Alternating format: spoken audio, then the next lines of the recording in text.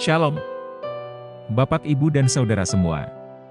Sekarang topik kita membahas tentang kemarahan, karena kemarahan adalah salah satu kondisi emosi yang seringkali dialami oleh setiap orang, termasuk di dalamnya orang-orang percaya. Berbagai masalah telah timbul sebagai akibat dari kemarahan. Misalnya, kemarahan seringkali menyisakan dendam ataupun kepahitan hati, dan membawa kita dalam dosa bahkan kematian. Contohnya dengan marah kita bisa dendam dan bisa membunuh orang. Dan juga ketika, bahkan orang sakit jantung, dan darah tinggi dilarang untuk marah yang berlebihan, karena bisa membawa kematian buat orang itu. Renungan ini akan membahas kemarahan, dari perspektif Alkitab, secara khusus kemarahan dalam relasi, antara manusia dengan manusia. Pengambilan beberapa kisah maupun kutipan yang ada, baik di Perjanjian Lama ataupun di Perjanjian Baru, akan menjadi acuan untuk mendapatkan gambaran dari Alkitab, secara lebih menyeluruh tentang kemarahan. Tetapi terlebih dahulu, saya ingatkan untuk tidak lupa, menekan tanda subscribe, menekan tanda like, dan juga diberi komentar, untuk YouTube ini, supaya kami tetap eksis membuat renungan ini. Terima kasih, kita kembali ke renungan kita. Kita lihat lewat perspektif Perjanjian Lama, tentang kemarahan. Kisah pertama tentang kemarahan antara manusia dan manusia dicatat dalam Kejadian 4, ayat 6, tentang kemarahan Kain terhadap Habel adiknya. Kain menjadi marah karena merasa iri. Allah menerima persembahan Habel, sedangkan persembahan Kain ditolaknya. Kain menjadi marah, dan Allah mengingatkannya, "Mengapa hatimu panas dan mukamu muram? Dosa sudah mengintip di depan pintu, ia sangat menggoda engkau, tetapi engkau harus berkuasa atasnya." Lihat Kejadian 4, ayat 7 dan 8. Kemarahan ternyata berkuasa atas Kain, sehingga ia akhirnya jatuh ke dalam dosa, dengan membunuh Habel. Dari kisah Kain dan Habel ini kita mendapati bahwa kemarahan yang tak terkendalikan, pada akhirnya hanya akan melahirkan suatu dosa, di hadapan Allah. Allah telah memperingatkan Kain akan bahaya dosa, apabila ia terus-menerus dikuasai oleh kemarahannya. Ternyata akhirnya Kain jatuh di dalam dosa, karena kemarahannya. Pemazmur dalam Mazmur 37, ayat 8 menasihatkan, "Berhentilah marah dan tinggalkanlah panas hati itu, janganlah marah, itu hanya membawa kepada kejahatan." Sedangkan penulis Amsal juga menegaskan, "Siapa lekas naik darah, berlaku bodoh, tetapi orang yang bijaksana bersabar." Amsal 14, ayat 17. Demikian juga dalam Amsal 14, ayat 29, dan juga dikatakan orang yang sabar besar pengertiannya, tetapi siapa cepat marah membesarkan kebodohan. Dalam Amsal 14, ayat 29. Demikian juga Amsal 19, ayat 19a, orang yang cepat marah akan kena denda.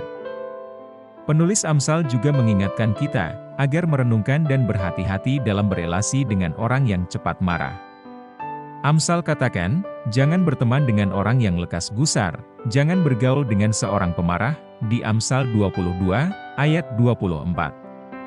Larangan ini diberikan karena, si pemarah menimbulkan pertengkaran, dikatakan oleh Amsal 29, ayat 22.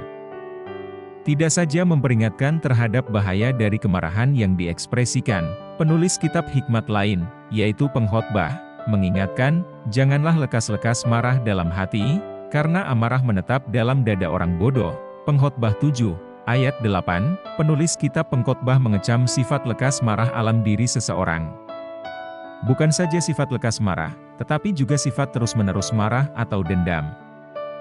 Jadi, menurut para penulis kitab hikmat, kemarahan itu sendiri wajar, tetapi sifat lekas marah dan terus-menerus marah itulah yang merupakan suatu hal yang sangat tidak baik. Teguran secara langsung dari Tuhan terhadap mereka yang lekas dan terus-menerus marah kepada sesamanya ditemukan dalam Amsal 1, ayat 11. Beginilah firman Tuhan, "Karena 3 perbuatan jahat Edom, bahkan 4, aku tidak akan menarik keputusanku, oleh karena ia mengejar saudaranya dengan pedang dan mengekang belas kasihannya, memendamkan amarahnya untuk selamanya dan menyimpan gemasnya untuk seterusnya." Kemarahan itu biasa-biasa, tetapi bukan menjadi kebiasaan. Mari kita lihat sekarang dalam perspektif Perjanjian Baru tentang kemarahan. Dalam khotbahnya di bukit, Tuhan Yesus mengingatkan secara keras, bahaya dari kemarahan. Yesus berkata, setiap orang yang marah terhadap saudaranya harus dihukum. Di dalam Matius 5, ayat 2, konteks dari bagian ini adalah teguran yang Yesus berikan kepada interpretasi yang salah terhadap Taurat, yang dilakukan oleh orang Farisi. Terhadap interpretasi yang salah terhadap hukum jangan membunuh, Yesus menekankan bahwa perintah ini tidak saja dilanggar ketika seseorang membunuh orang lain, tetapi apabila hati atau pikiran seseorang didorong oleh kemarahannya, bermaksud untuk membunuh seseorang, hal itu juga merupakan suatu dosa. Jadi, Yesus memperingatkan akan bahaya dari kemarahan yang berkelanjutan, atau dendam. Apakah Yesus sendiri tidak pernah marah? Tidak. Beberapa bagian Alkitab mencatat bahwa Yesus pun pernah marah, Markus 3, ayat 5, dan juga di pasal 10, ayat 14. Salah satu kisah yang sangat menarik untuk diperhatikan adalah ketika Yesus memporak-porandakan meja kursi orang-orang yang berjual beli di halaman Bait Allah. Kita bisa lihat di dalam Markus 11, ayat 15-19. Yesus tentu tidak melakukan semuanya itu dengan ekspresi muka yang tenang, ia pasti marah dan sangat marah. Beberapa pelajaran dapat ditarik dari marah, tetapi tidak berdosa, yang dialami oleh Tuhan Yesus. Pertama, kemarahan Yesus mempunyai alasan yang sangat kuat dan signifikan. Bait Allah seharusnya lah digunakan sebagai tempat beribadah dan bukan tempat untuk berjual beli. Kedua, kemarahan Yesus ditujukan pada orang yang tepat. Yesus tidak marah kepada semua orang yang ada di Bait Allah, tetapi hanya kepada mereka yang berjual beli di halaman Bait Allah. Dan ketiga, Yesus tidak dikuasai oleh kemarahannya, tetapi Yesuslah yang menguasai kemarahannya. Yesus terlebih dahulu mengusir orang-orang yang berjual beli, baru kemudian menjungkir balikan meja kursi milik para pedagang tersebut. Dari kisah ini, kita mendapatkan pedoman bagaimana marah, tetapi tidak berdosa. Apabila kita marah hendaknya hal itu, dikarenakan suatu alasan yang sangat kuat dan signifikan. Kemarahan tersebut ditujukan pada orang yang tepat, dan diekspresikan dengan cara yang tepat pula. Rasul Paulus pun mengajarkan, apabila kamu menjadi marah, janganlah kamu berbuat dosa, janganlah matahari terbenam sebelum padam amarahmu. Hal ini berarti, pertama, kemarahan itu sendiri bukanlah suatu dosa. Boleh menjadi marah, tetapi jangan sampai karena kemarahan itu, kita melakukan suatu dosa. Kedua, jangan marah secara berlarut-larut.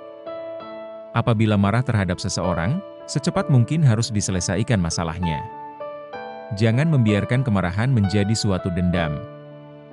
Dalam Galatia 5 ayat 19-21, Paulus menyatakan, perbuatan daging telah nyata, yaitu, percabulan, kecemaran, hawa nafsu, penyembahan berhala, sihir, perseteruan, perselisihan, iri hati, amarah, kepentingan diri sendiri, percideraan, roh pemecah, kedengkian, kemabukan, pesta pora.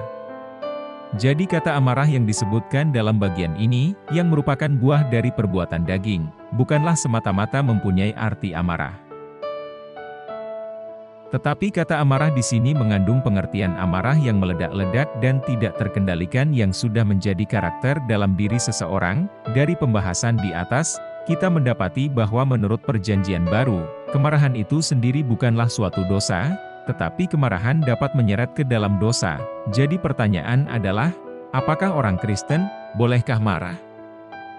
Bolehkah kita marah? Boleh.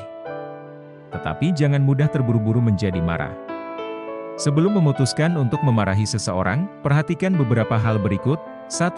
Apakah saya mempunyai alasan yang tepat untuk marah? 2. Apakah orang yang akan saya marahi ini adalah betul-betul orang yang tepat? 3. Apakah cara marah saya menunjukkan bahwa saya menguasai kemarahan saya? 4. Apakah setelah saya memarahi seseorang, saya bersedia untuk memaafkan dan menerimanya kembali?